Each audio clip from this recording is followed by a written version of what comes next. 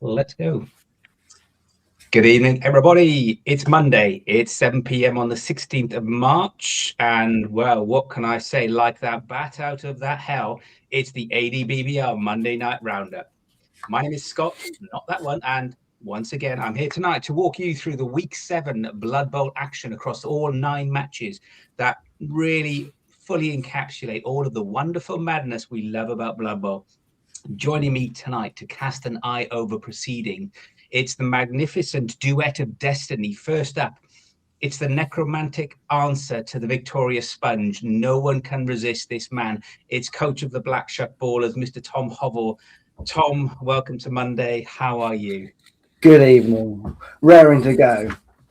Excellent. That's what we like. And secondly, it's all about being green and keen this season. It's coach of the Butchers, Mr. Luke Baggett. How are you, Luke?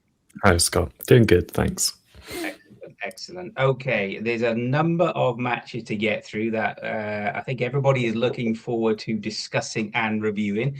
Quick shout out, welcome to everyone in chat on Twitch, whether you are an A&DBBL coach or somewhere else out in the world today. Quick reminders for housekeeping: Aardvarps and Dragons, need I say more, go do things. If you want to invest in some fine headwear for red hats, grey hats, white hats, do you like hats? Go to the store, get a hat, keep the rain off and the sun. It's all slip, slop, slap, as the Australians call it.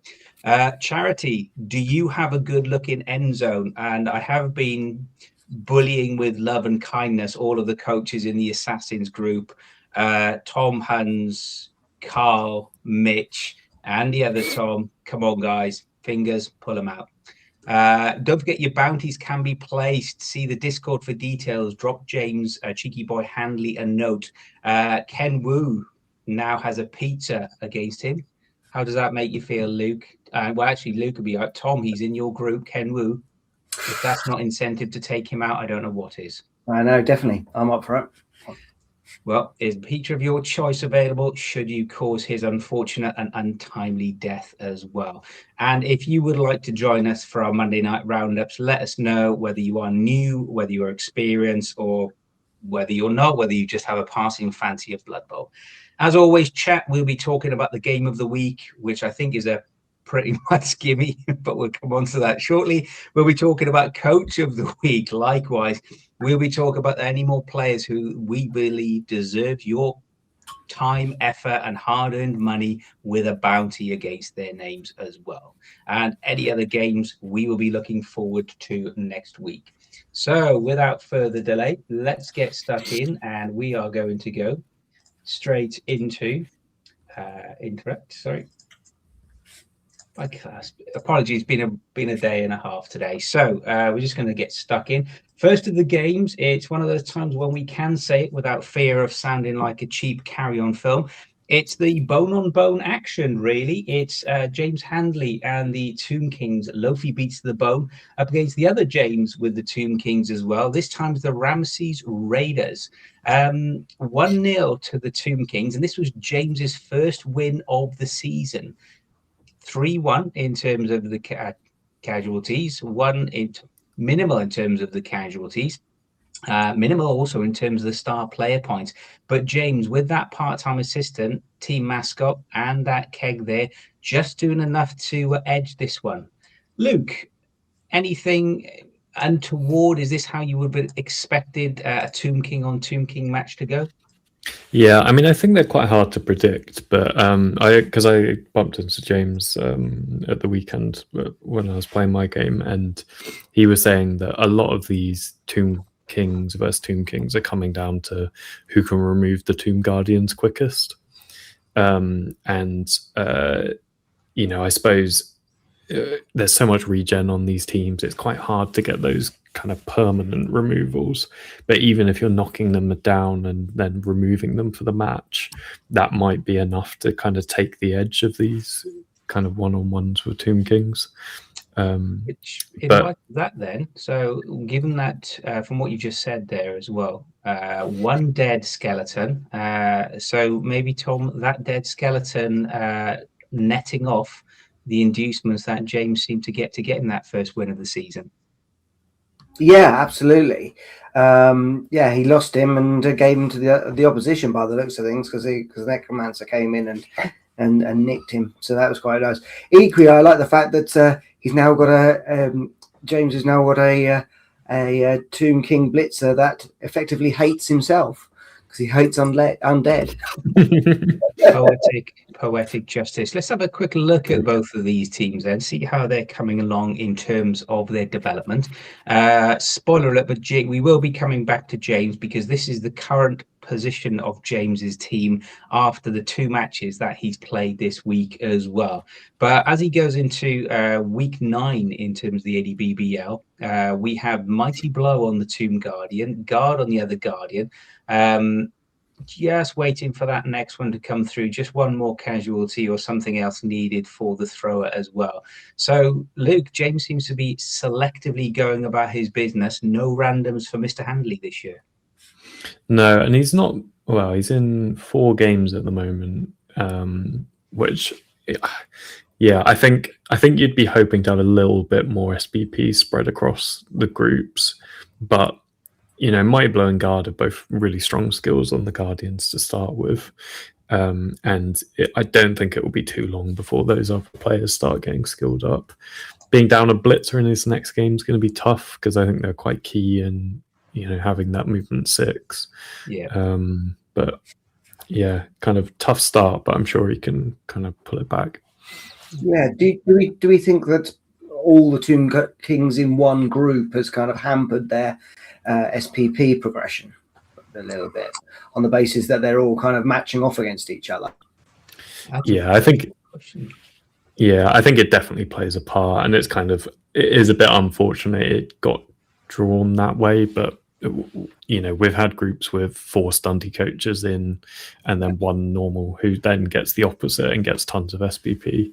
So it is just it's maybe something we'll think about in the future leagues, about whether we kind of put some kind of means in to prevent it getting too weighted. But if 10 people take the same team, then it's quite hard to prevent it. But anyway, yeah. I love the fact that we have potentially we have the opportunity to create a more interesting and more diverse and team draw for any future season, which will be rivaling FIFA's attempts as well. All we need is Rio Ferdinand, and we'll be complete. Just to your point, though, Tom, if we have a quick look at other Jameses, the Ramses Raiders, similar to what we saw with Mr. Handley, he's got his guard, but instead of obviously Mighty Blow, he's gone for block on the Tomb Guardian again. So, yeah, few SP, just waiting for that next casualty as well, and waiting to do that as well. It's been a tough start to the season for James, but I'm sure as we'll come on to look at the leagues, there's a lot more ways for him to go to develop his team, and a lot more Blood Bowl action as we look at the Horde group as well. So, just conscious of time, there is lots of games to get through tonight. So we're going to go from our first Tomb King action of this evening, and we're going to jump across to the Blades group. I'm going to hand over to Mr. Hovel, because he is very much front and center and a key influencer, more than he usually is, but within this group. So we've got Ben and his Gnomes against Justin and his Imperial Nobility. This is available on YouTube if you want to go and have a look at it as well. 2-0 to the Imperial Nobility. And Tom, it was one of those games where the dice just didn't seem to want to behave for Ben, and Justin played well to get a win against what was a very, very tricky, even though it's good looking, a very tricky side indeed. Yeah, absolutely. Both coaches have built already a immense team each. But it's an interesting one, because the Imperial Nobility, Justin really knows how to play this team, and he plays it the long kind of grind, so to speak. Straight away, starting off with pouring rain, but then by about turn 1, it turns to nice weather, which is quite nice. It's quite convenient. With Ben taking a keg and 3 temp agency cheerleaders with 65k. Not too sure whether that would have been my choice or not. But then, unfortunately, things started going bad straight from the off. So one dead gnome, another badly injured by turn 3 and 4, and then the fouls start coming in hard and fast from the Imperial Nobility, and then a touchdown at the end of the first half, and then followed by a bit of a back and forth by the looks of things in the second half. Lots of fouls going on, a casualty caused. There was a completion on the teammate and a successful landing, which is nice. Quick question on successful landing, you get SPP now, do you? Yep, you do. Okay, that's nice to know. So for all the stunties out there who can throw their teammates, that's quite a nice one to get. So yes, and then just kind of continued fouling until the final touchdown on turn 16. So yeah, it looks a bit of like I say, a bit of a grind going on with the nobility just standing their ground, just slowly causing casualties. It was just want to call out both coaches on this. Both coaches, it was a great match to watch as well. Both coaches were really positively engaged. Justin, as you said, Tom, was getting those early removals, which just gave him that momentum, and it was really difficult for Ben to claw back. Despite all of his attempts with getting some, blitzes on the ball carrier, they were 2 dice, and unfortunately didn't roll the correct. The dice weren't his friends at that time as well. And just to shout out to both coaches played it in a way supporting each other, suggesting to each other as well. And yeah, Justin was doing quite a bit of surfing, and as we would all do, as much as we love the Foxes, Luke, they've got to go when they're on the pitch. You got to take them out. It's almost it's rude not to. Yeah, they're always the prime target for me. I think too many Foxes have slipped past for touchdowns on me, so I think I kind of treat them like gutter runners a little bit and will target and foul them religiously when I can. Fully agree. Again, it gives them that badge of honor in terms of guaranteed blitz action against them as well. If we do look then, Luke, at Justin's team, if we look at it, 1.35 or 1.3 million in terms of gold pieces, building this particularly well. Looks like Tom's just decided to take a dip, but myself and Luke are still here. Here he is back again. If we do look at Justin's team, then really looking very solid now. He's got the strength 4 blitzer, so he's looking, very good. He's got that core, powerful, spine to the team as well. Hatred to a bodyguard is always entertaining as well. Despite the armor drop on the thrower as dodge, how many rerolls has he now got? 2 rerolls, but I believe he's got leader. No, he doesn't actually. Looking very good. Again, a continued bounce back from his defeat at the hands of the Necro, Luke. So a good place for Justin to be in at the moment, and only getting better with that strength 4 blitzer. Yeah, definitely. And he's, I think, been subject to the bounty on the strength 4 blitzer, like myself, from James, because James came over and said, "Oh, has that orc got strength 4?" And I said, yeah, so does Justin. And then so he put bounties on both of us. So sorry, Justin, that's partly my fault. But yeah, the team's looking really strong. I think he's got, how many more games has he got? 1, 2, 3 more games. Yeah, it's looking like a pretty tough team to get through the finals, and he's looking like he's in a pretty good spot to try and keep in that top 2. Yes, indeed. Just to shout out some of the commenting coach in chat. Good evening, chat. How are we all? Good evening, Chris. Good evening, Rags. Good evening, everybody. Ben is a great sport. First season and an asset to the league. Fully agree, Chris. Fully agree. If we go and have a quick look at how the Gnomes are doing, multiple block that we've talked about before is particularly filthy. Still just that 1 SP away from giving that Fox something, particularly something extra to do and be a pain for all his future players as well. So getting a lot now, a nicer dodge. So still, there's going to be a lot of impact. Anything there that really terrifies you as a next future opponent, Tom?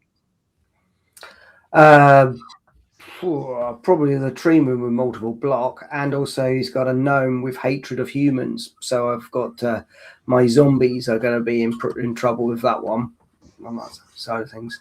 It's interesting. He's got dump off as well. I don't know whether that will be of any use. Especially that's an interesting one because it's on a trickster as well. So he's got trickster, wrestle, and dump off. That's going to be weird tech there. I actually think that's a I wonder really the sequencing.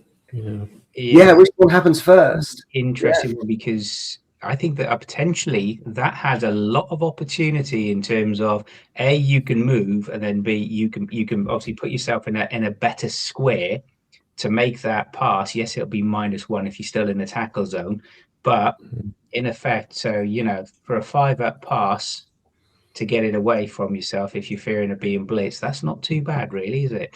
No, especially when it's a stunty as well. So it's just adds 3 to get around. Yeah. So I think that's going to be really interesting to see how dump off is going to work with the illusionist as well. Maybe not a bad skill. We shall keep an eye out on those as well. So congratulations, Justin. Commiserations, Ben. Ben, you've got a lot more players and coaches I'm sure you will take down over the course of the next few matches as well. So good luck in all your next few games as well. So moving away from the gnomes then, we're going to go on to, we'll keep this brief, we'll go to Assassin's Group, yours truly. This was Wood Elf Speaks His Wood against Vampires, Mitch and the Waldenhof Blood Knights making a return for Season 10 as well. 3-0 win for the Woodies. Yeah, anything particularly you want to know, gents? And then I'll do a 30-second commentary for everybody else and get on with it. How much bloodlust was there by the looks of things? Mitch and Scott were both in violent agreement before the match that bloodlust was really killing them over, and vampires have, we've all talked about this before, no inherent skills at the start of any campaign, and if bloodlust goes wrong, it does go wrong. And even despite having the extra re-roll and a half, Mitch was really finding it difficult as well, with no block, no dodge on the players as well. But kudos to Mitch. It was a great game, really a lot of fun to play, and a big thank you to him. Did what the elves do normally, score quick, outbullied him really, if I'm honest with you, because when you start to get into those armor 8 thralls, and even with knockouts, you're moving the ball around. So yeah, managed to do that, managed to get a strip ball on the board to get second, and then scored a third as well. But it was a lot of fun. I don't think the score reflects how it could have been as well on another day. So we'll take it, we'll move on, and then we'll go for the next one. Yeah. I can smile in there, Luke. I'm just there's such a lowbrow joke, but I just love Blood Knights. Soft Tom Feeks getting a casualty, and then followed by Hard Tom Feeks completing. And Hard Tom Feeks was the player of the match. So congratulations, Tom Feeks. Well done, you. Well. But as you see, Polished Crisco continuing his run as well, and even the new catcher, Smooth and Oil Sam Smith, looking very good as well in there. So yeah, it's a selection of the best and the worst of everything that the coaching pool has to offer. So yeah, I'm sure Mitch will do well. We were having a conversation about that. There's plenty of matches to be played within that group as well. So yeah, I'll take it. 3-0 win to the Elves. It was a tricky match. Vampires not being helped by Bloodlust. Obviously, and Hypno Gaze now on a 3+. Did fail that a couple of times as well, and it really just started mounting up for me. But super good game. Looking forward to the rematch. We stick with the Assassins Group. This was on the table next door. This was Carl, the Honeyman, if he's in chat tonight. Good evening, Carl. Playing this time against Tom Throg and his Bretonians, a trip down memory lane. Carl has been doing what Carl's been doing, taking the bribe, taking Noblar as well. And this was a very close game. It came down to the wire. If we just look at the start of it as well, so despite a dead Squire at the outset as well, it was actually Tom who forced the turnover very early. Steady footing worked its magic, managed to get in and blitz the gutter runner, the filthy gutter runner, who we have here as well. We'll come on to look at the stats shortly. Managed to get the ball, couldn't recover it. So despite the Underworld going 1-0 up as they do, and then as you can see, few more injuries coming through. Then we had obviously a sending off of Noblar into the second half as well. Few more injuries, and this was a really good touchdown. Tom scoring at the start of the second half as well. A dead Grail Knight causing a dead Snotling, which always adds to the flavour. And this was the changing moment. A Snotling lineman causing an interception, which really then gave the Underworld. So it was so close. A really good game. And yeah, this is what happens, Luke, as we only know too well when you're playing Rats and when you're playing Underworld. Yeah, I think I messaged Carla because I was kind of watching this one on Tour Play because it looked kind of quite fun and tense the whole way through. And then I saw that interception come through on turn 15.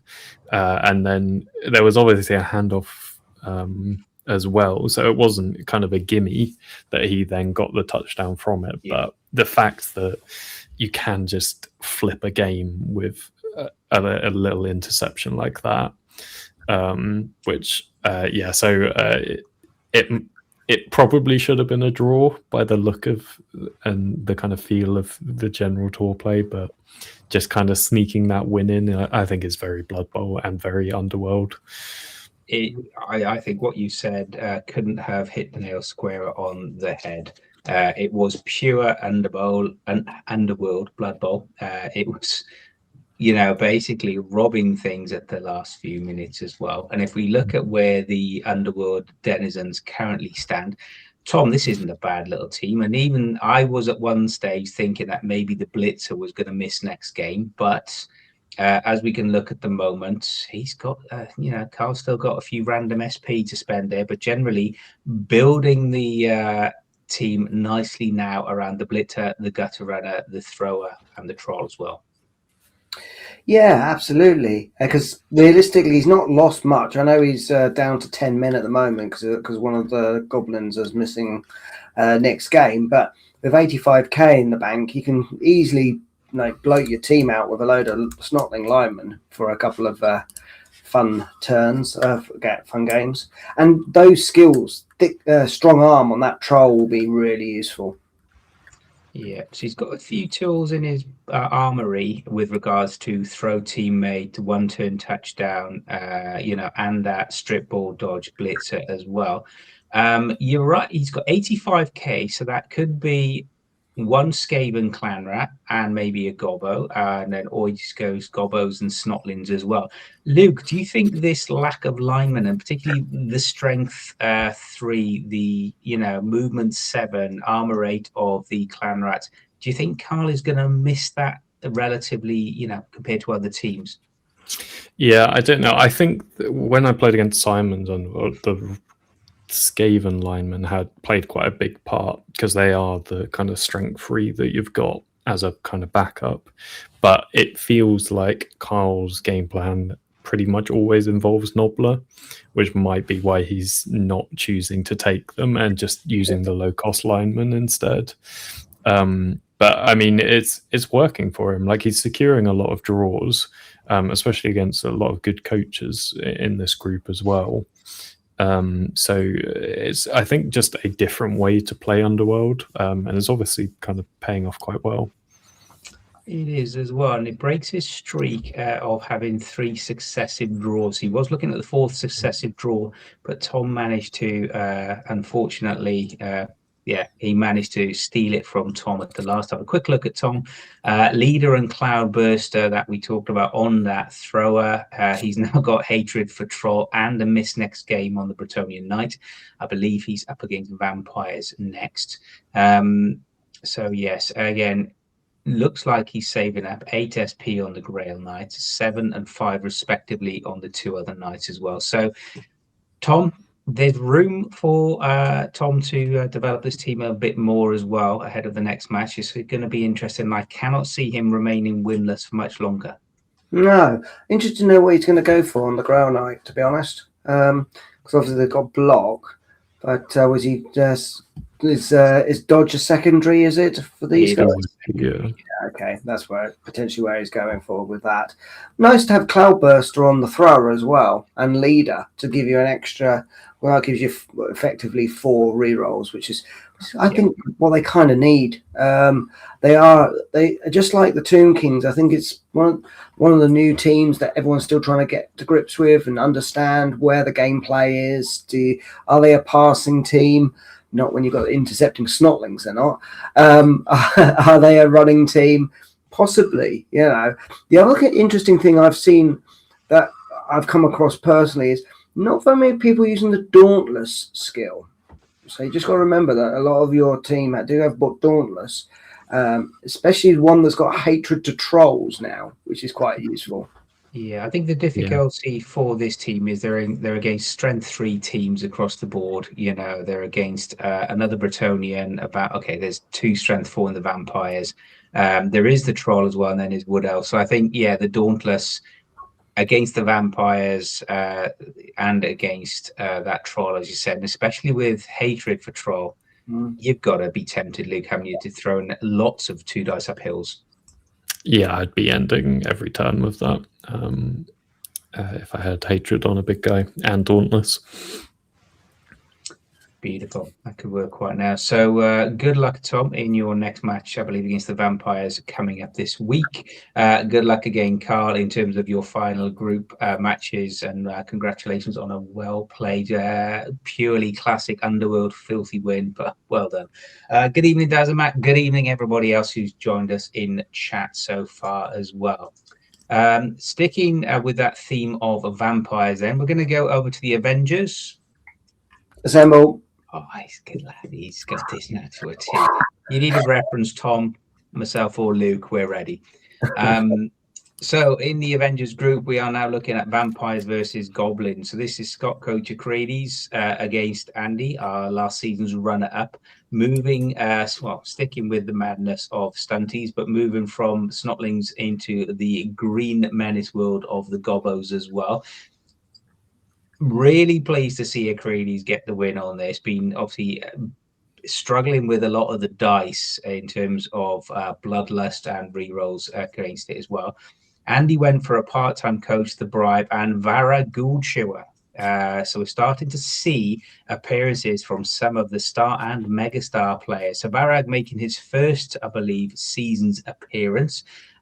So which would have made it an even more satisfactory win for the Vampires, Luke. Yeah, and I think Scott, it has been struggling with the vampires, as he's told many of us, and Mitch, I think, has echoed it, where they're just kind of they haven't really evolved into season 3 very well. Where I think a lot of teams can get to where vampires were without as many dice now. So the fact that he has managed to get this win is kind of testament to his ability as well. And Andy is also a very, very good player as well. So it's kind of, I think this game would have come down to kind of skill and tough choices a lot. But obviously starting well on turn 1 with a casualty, followed up by another casualty on turn 2. When doesn't he as well, particularly? I'm assuming there was a regen kicking around in there as well. So, Scott scoring early at turn 4. So against that sort of star player, Tom, you've really got to get those touchdowns in as soon as you can. Yeah, it definitely wasn't a walkover for the Vampires, like you say. A couple of hard hits straight off the bat. But yeah, you gotta take those touchdowns while you can, and unlike the other games we've seen, these touchdowns aren't coming on the classic turns, because it's like you say, a quick touchdown on turn 4, then obviously the second touchdown on turn 8. Even though there was a lot of fouling and throwing of teammates, which I'm assuming might have been trying to get those touchdowns in from the Goblin side. I think as well, if you look at that, Tom, just on that turn 4 course with Bomber in there, you want to get that that secret weapon off the pitch really as soon as possible. So despite the bribe then, Bomber not staying Strasnurk, or whoever he is, the bomber not staying on the pitch. And as you said, few throw teammates and successful landings from Andy brings it back to half-time 1-1 as well, which is, good. So couldn't bring it back to 1-1. 2-0 at half-time, and against the that drive at the end of the second half, really putting the Vampires in control. And despite the best landing of the Doom Diver and the Hooligan, as he should do with the fouls, only a turn 13 touchdown, and the Vampires hanging on for the win. Tom, are Vampires appealing to you at all? Luke has said how they're not really selling themselves in terms of performances so far in season 10. Are you tempted to go back or not? No, I think this season it really punishes you to roll dice, and this is a team that rolls the most dice out of anyone, I think. Although saying that, Scott has started to build quite an impressive team through random rerolls. Let's have a quick look at that. First of all, the one that jumps out, the Vampire Thrower here, not just pass and usual skills that he starts with, but Cloudburster, so cannot be intercepted.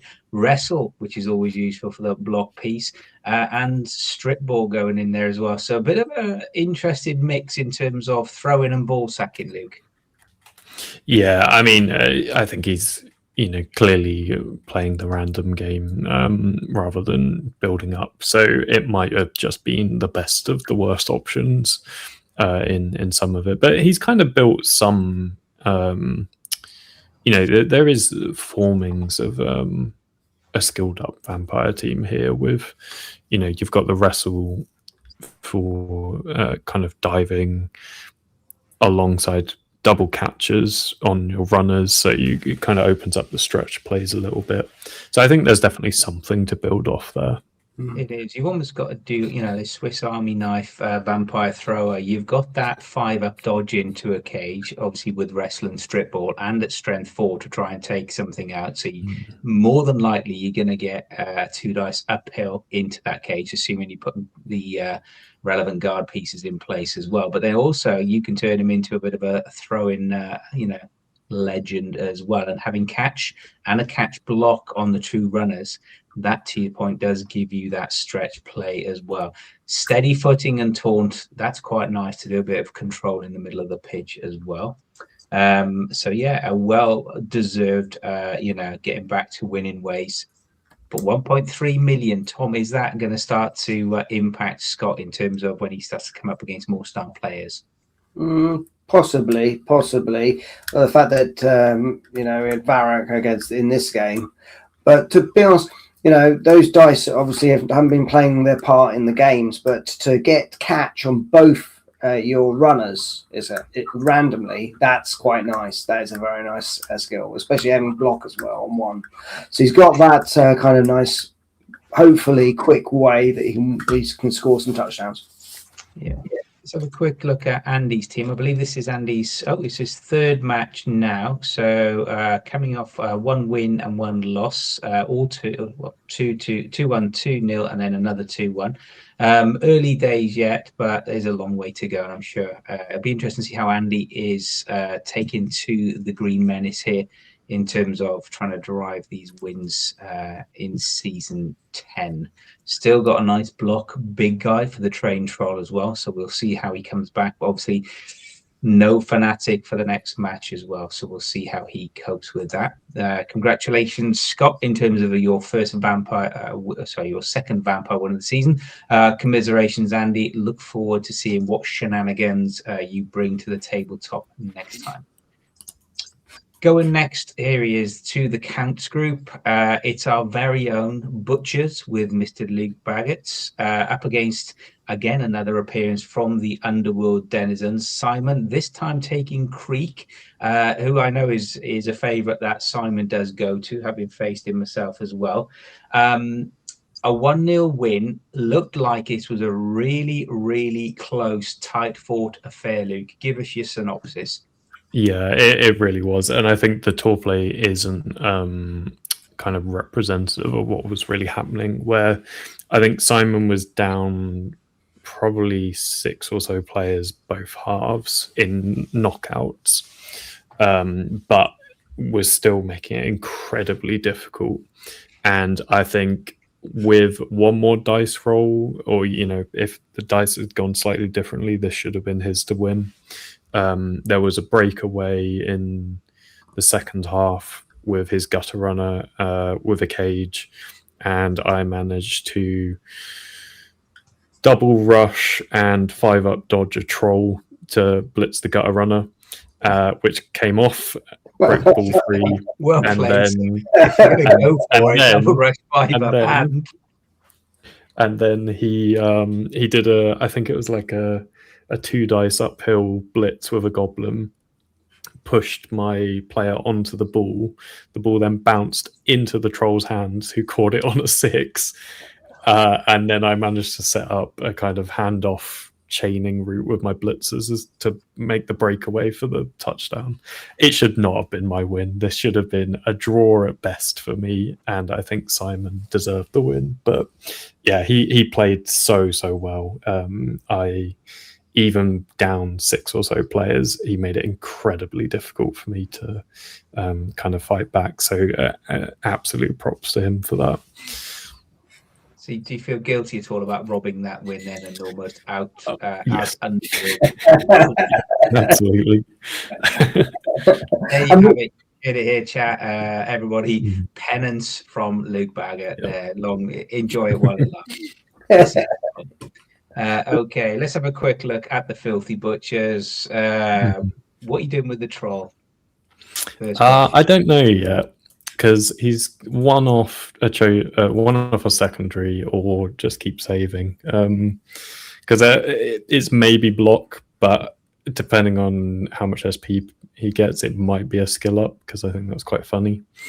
But I don't know what skill I would take if I got them. Go for strength. Go for strength. Strength 6 troll is quite fun. But yeah, and then everyone else is just kind of waiting, I think. Like, they're at a pretty good point, and now I'm just being careful to not bloat the team with unnecessary skills, because I'm already at 1350, so I think I'm going to have to be a bit careful now. Surely you're going to bench a few, and just so that the other orc linemen can start skilling up themselves. So you can put in your bench like your 2 big and blockers, and then you can skill up the orc linemen. No, I won't be doing that. I'm waiting to see which piece gets dodged first on this one, Tom. Yeah, that's probably Cleaver's next skill, I think. Filth, beautiful filth. Let's have a quick look at the Underworld, see what carnage Luke left them in. So where is Simon then? A few more linemen, obviously, than we previously saw with Carl as well. Slightly interesting and different mix. He's got sprint and sidestep for that 1 turn on the dodge. Bit of an interesting one on that. I always would have put block on a gutter runner, especially where it's your only gutter runner as well, because all you need in there is that pow, is that both down, or even if something with tackle goes against it as well. That's not going to be that's a difficult one as well, especially with armor 8. Nothing yet to add on to the Skaven Blitzer, although horns on the Roger. How did the Roger behave, Luke? Pretty good, but I managed to, I think, isolate it fairly early in both halves, and knock it out, I think, in one of them. And the same actually for the thrower. I think I knocked out on turn 2, and it didn't come back from knockouts the entire game. But the combo between the extra arm thrower, so picking up and passing on 2s, to then a gutter runner, which only had to move forward by chain pushing 1, was such a big threat that was what I was most worried about, but managed to deal with it.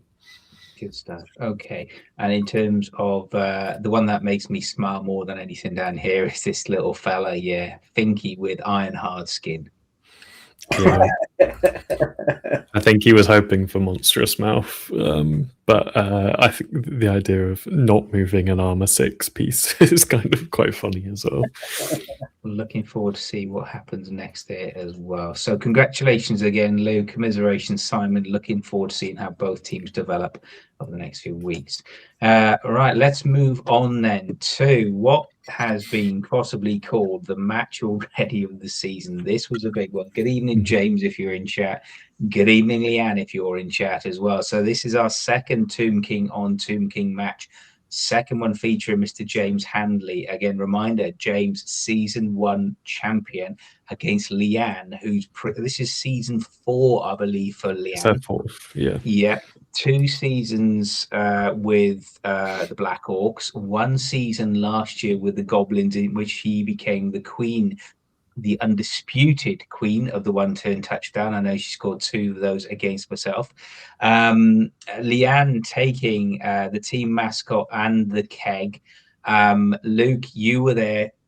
Take us through it in all of its glory. Yeah, I mean, I think we also should, in no way underplay this. Like, beating James is a challenge standard, and the fact you managed it in the mirror is, again, and this is where I think James's comment about, because I think James has only had 3 Tomb Guardians until post this game, so he was down 1 to start with. And I think the first touchdown was something like a 5-up dodge, 5-up pickup, then possibly a pass to a lineman, which then double rushed in. So a stretch play to start with, but got her that kind of 1-0 on at the end of the drive. Then the second one, I think it was something similar, like some kind of crazy stretch play she'd managed to engineer and kind of James hadn't able to defend against. And, she caused a crazy hailstorm outside on scoring the second touchdown. There was a third touchdown on the table, which I think James just managed to upset and prevent her getting the third. But it was kind of great fun to watch it. There's kind of pictures in the Discord of how ecstatic she was, which is brilliant. But she played so well in this. Tom, this is Leanne's first Blood Bowl win in the A&DBBL against a former champion. And we know James is a very accomplished player, and he won't mind us saying that as well. And I'm sure he took it in the right spirit as well, because he's a great guy to play against. Well, a bit cheeky, but a great guy to play against. What more to be said? Fantastic result for Leanne.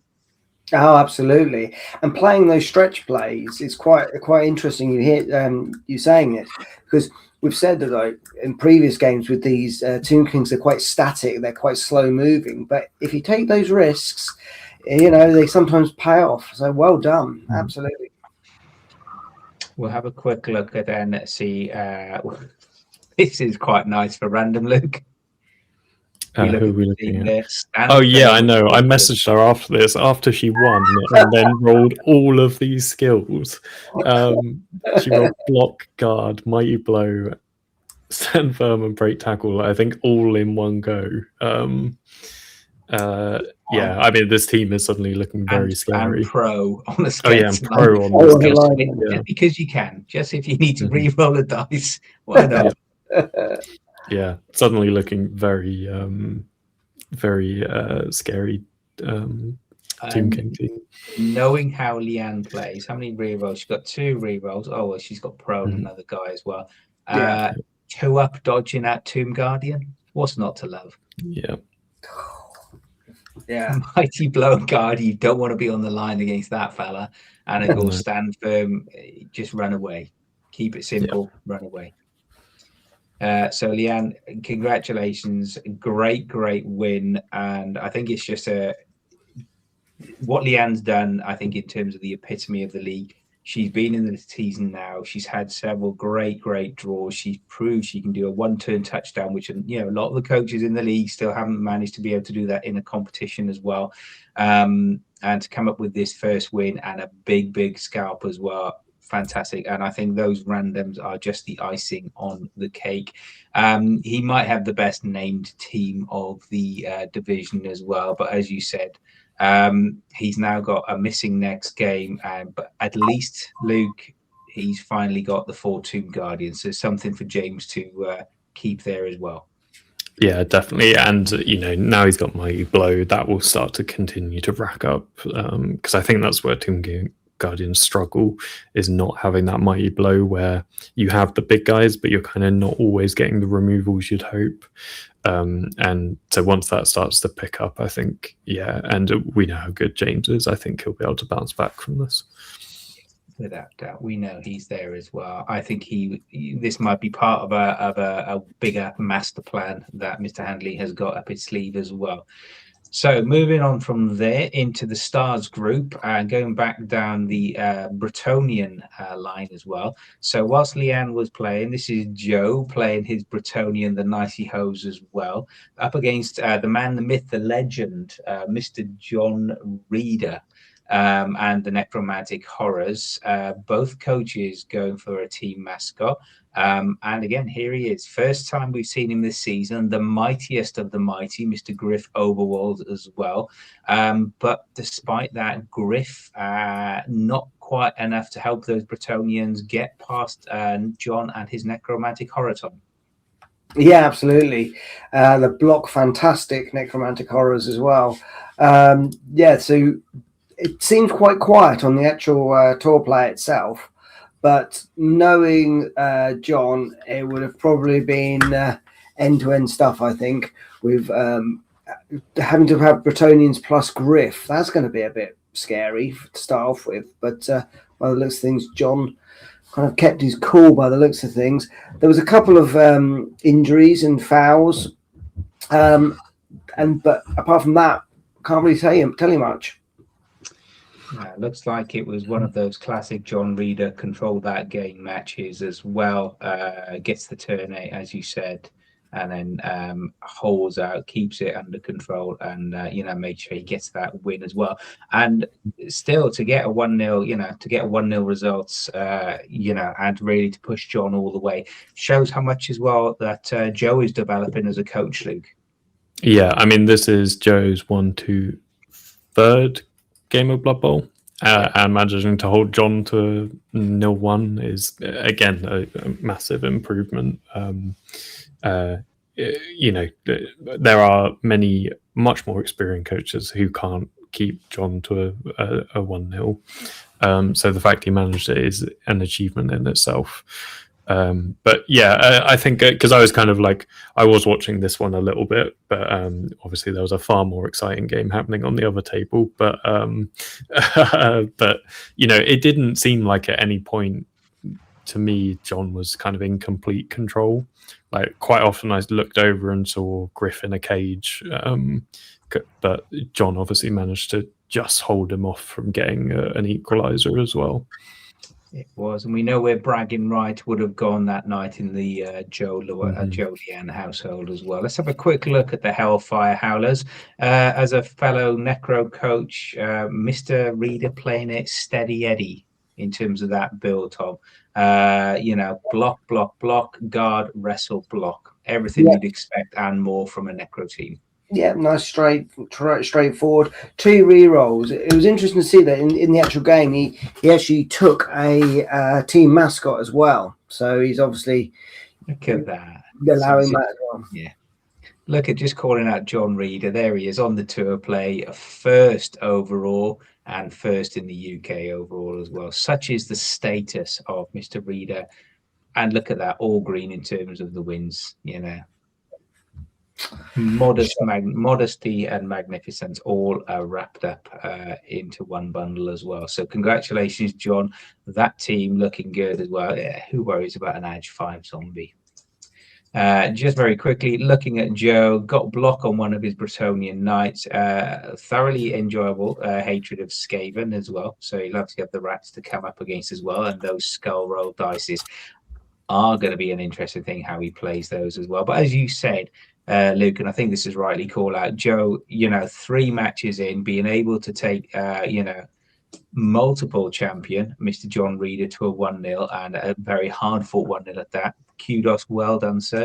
Keep it up. There is a win there for you this season. Moving on this now to our penultimate match of the night. No, that was our penultimate match. I'll try and click the right button. We're going to go here now into the Avengers. Assemble. You almost dropped the ball there. Well done there, young Tom. Well done. Here we go. Will and his Orcs against Nick and the Inglorious Bastards. Nurgle making a beautiful comeback to season 10 for Nick as well. First of all, let's look at it on paper. It was a very, very close affair, 2-1. Obviously, a few more casualties in favour of the Orcs as well. Nick starting early, scoring a touchdown after turn 2. Couldn't quite keep the Orcs at bay for turn 8. The weather stayed nice. Well done, weather. And despite all the fouls, Will doing a fantastic job, Luke, when we can look at this team. Another 2-1 win. So really making progress after that opening match defeat.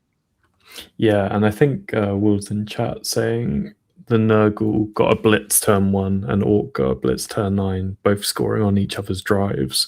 So that wasn't even Nick's drive he scored on that first touchdown, which, Nurgle are a big, slow, heavy team, but clearly managing to get in and then score is pretty impressive. But yeah, I mean, Will's been playing super, super well, kind of, 3 wins out of 4 for, again, a relatively new coach to the league. And his team is looking equally as scary as the results he's been getting. He is. Tom, we thought Luke's and the Butchers were looking particularly scary for Orcs. These guys, Will is doing a great job in terms of coaching and developing this team. Block, strip ball, mighty blow leader. And checking a guard piece. Why not? Why wouldn't you want to do that? Well, looking exactly. very tasty, isn't he? Yeah. If an Orc team doesn't make it to at least the quarters, I'd be very surprised.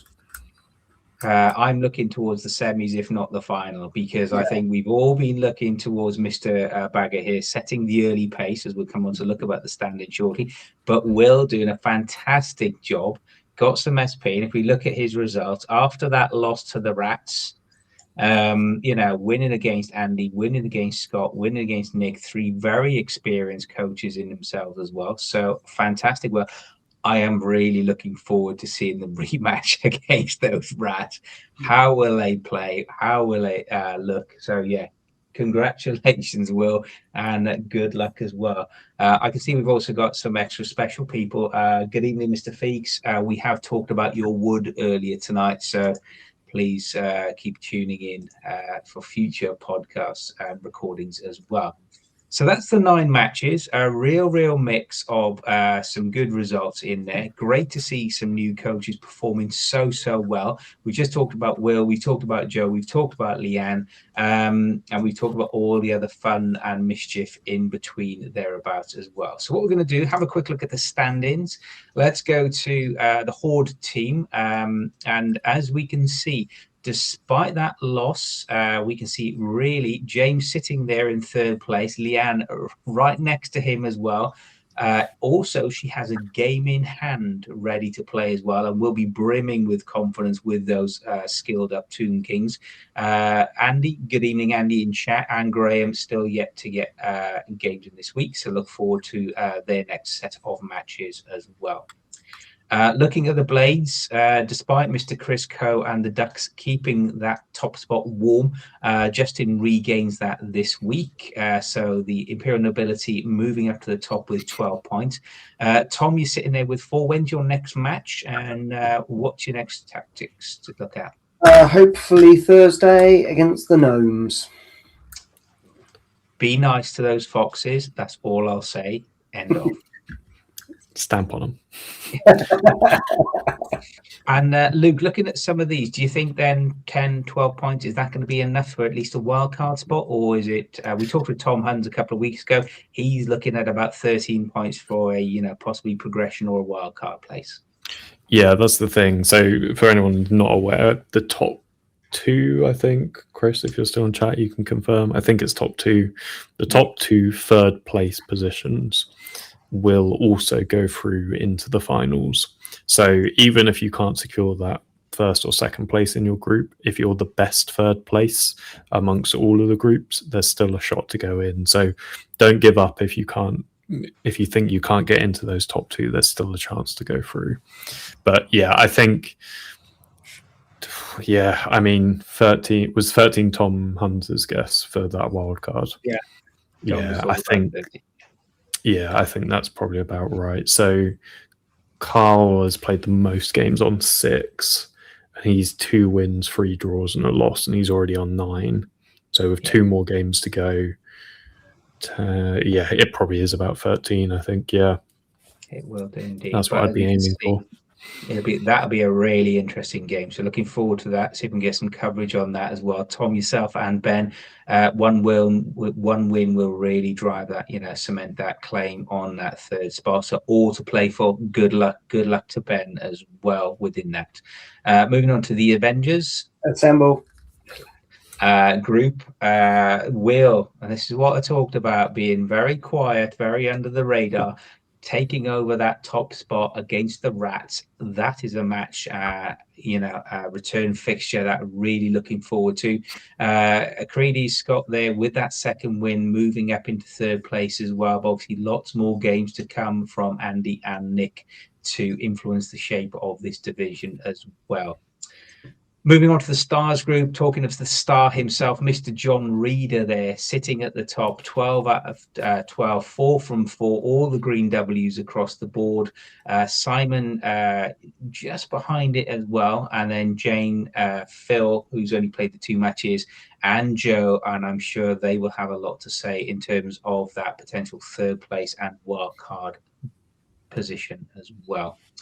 Moving on to Destroyers, no games this week in this division as well. So Mark sitting proud there, 3 from 3, looking very good for the Slurry squad and Nurgle. And I'm sure they're looking forward to seeing how Mr. Scott Norman, what shenanigans and eccentricities he will bring to the table next time as well. With the dirty, rotten, uncultured menaces specifically trying increasingly convoluted kinetic schemes. For a pound, that was the best deserved pound for a charitable donation. Congratulations, Mr. Hobble. Looking at the counts, and yes, I said counts. Mr. Baggett, bit of a breathing space there, Luke. Are you feeling relaxed at the moment, or is it something, Not really. I think any one of these coaches could submarine up and overtake me. Because it is slightly skewed as well with me having an extra game over most of them. But I think this group's still got all to play for here. I could quite easily see any of those coaches getting first or second in this group as well. Yeah, and as we've said, in a lot more of the fixtures now, we're starting to see the megastars make more of an appearance as well. So looking forward to see who's next. We've seen Varag and we've seen Griff already, and Krieg make appearances. Who is next? Finally, we'll finish on the Assassins group. Bretonians Tom Huns sitting there, 10 points, just ahead of the Honeyman Carl, who snatched that win from the Bretonians with that beautiful snotlid interception as well. Feekses would move up to third, but you haven't heard that, Tom Feeks, in a while. Just ahead, obviously, of Mitch there and Tom with the Vampires and Bretonians, but lots more games to be played in this week and over the weekend. So next week is going to be a very interesting review of the Assassins group in particular. Just to finish off then, we'll go to Mr. Luke Baggett first. Luke, who has been your game of the week and coach of the week, first of all? So coach of the week, I'm definitely giving to Simon for how well he took the loss and how exceptionally well he played during our game. And then game of the week has to go to Leanne and James. It was so much fun watching it in store. Very good. Tom, your game of the week, your coach of the week? I think the game of the week will have to go to Leanne. You know, she's deserved it after so many seasons of kind of consistency, just coming in, trying her best, and it's finally paid off. And coach of the week, I'm actually going to give it to Shop Scott for his win against the Goblins, because starting off already getting casualties on turn 1 and turn 2, but just persisting, keeping it going. Excellent. I'm going to keep it simple. I think game of the week was the Tomb King with James and with Leanne. And again, reminder, it takes 2 coaches to have a great match. So congratulations to both. I agree with what Mr. Chris Coe, the Beard Hound, said in chat. People should not write off Mr. Handley yet. So even though he's had a struggle to get up to speed, he's got his 4th Tomb Guardian. Let's watch this space with interest. And again, yeah, coach of the week, definitely Leanne. A win, especially your first win, is something to remember as well. So again, Leanne, congratulations, well done. I'm assuming she did it with the new Dice Please dice. Yeah, because they always Chris's dice actually. Yeah, it was Chris's Liverman dice. The Mighty Ducks dice, wasn't it? Yeah. Almost again. So yes, looking forward to that. Anyone you want to call out another bounty on, Luke? Anyone deserves something? I haven't. I feel like one of Leanne's players is owed a bounty. If you want to go for any one of Leanne's, I think the Tomb Guardian with Guard and Mighty Blow looks pretty filthy. Yep. Okay, so that is Amun Ra, I believe the sun god from my ancient history. That deserves a bounty. Tom, who are you going to put your money against this week? I think it's going to be one of the orcs, actually, and it's going to be one of Will's orcs, which he's got a sneaky strip ball Mighty Blow blitzer there, which also has block and tackle. That's horrendous. So great name for it as well. Yeah. Zugmug Squid. Okay, looking forward to that. So Zugmug has, if you'd like to put a bounty on, please drop James a note in Discord, get it on there and claim that as well. I put my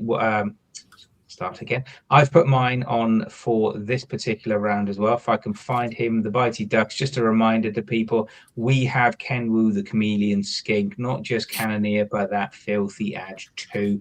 I'm just doing it because it's a reflection of his magnificence, and I think Chris would be disappointed if he didn't have a bounty against him, given all the hard work he's done to get that stat increase. That's it for tonight. That's the end of the Monday night roundup. But remember, coaches, there's been some great Blood Bowls so far, where I don't think we're quite halfway through the season. Please keep your games coming. Peek and go in. Remember how to book it. The usual manners. We're not going to go through that tonight. We'll be back next week for the Monday night roundup. If you want to drop us a note, please do.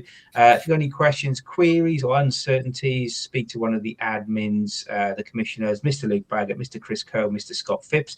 My name is Scott, not that one. Thank you very much. Happy Blood Bowling, and we'll see you next week.